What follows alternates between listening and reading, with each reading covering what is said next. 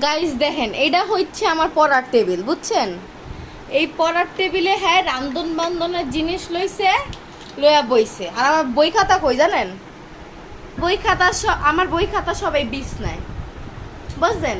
আমার বই খাতা থার কথা হচ্ছে কোন জায়গায়? এইখানে। এই বই খাতা হ্যাঁ ওনারাই খেন রান্ধন বান্ধনের জিনিসপত্র উঠাইছে। কন এটা কি সহ্য হয়? চিংড়ি মাছ কাটে, চিংড়ি মাছ আমার পড়ার টেবিলে বইয়া হ্যাঁ চিংড়ি মাছ কাটতে আছে। কন এ কি সহ্য হয় মোটেও? আপনারাই গাইস কমেন্ট করেন।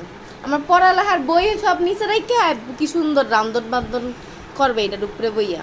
গাইস রান্না বান্না যদি সুন্দর না হয় তাহলে তো আপনারা ভিডিও দেখবেন না। এর লেগে বই খাতা নামাইবেন। সুন্দর করার জন্য এই জায়গায় একটু লাইটের ব্যবস্থা আছে, তার জন্য আজকে আমি এই যে পড়ার টেবিলটাই রান্নার টেবিল বানাই ফেললাম। দেখেন কেমন হয়েছে।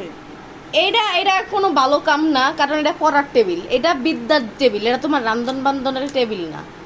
সো তাড়াতাড়ি নামাইয়া এটা সুন্দর করে মুইচ্ছা আমার বই খাতা যেইখানে আসিল সেইখানে সুন্দর করে গুছায় টেবিল গুছায়। গাইস আমার মেয়ের কথা শুনে আপনারা কি মনে বুঝতে পারছেন যে ও মা না আমি মা?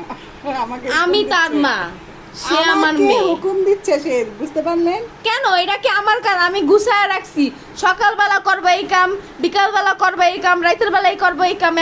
এখন হয়ে গেছে রাত, এখন বলে এই কাম করে। এই ফেরত বেরত থুবে মোর তো গুছান লাগে, মোর টেবিল। হ্যাঁ এরা এর গুছাইবে না, বুঝছেন?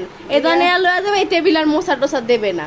গাইস এটা তো সহ্য হয় না। মেয়েরা যদি বিয়ে শাদী দিয়া ফেলাই, বুঝছেন, তখন তো কাজগুলো সব আমারই করতে হইবে। এই লেগে একটু হালকা পাতলা ভাবে মেয়ের শিখান লাগে না, কোন কিছু করতে চায় না, কিছু করতে চায় না।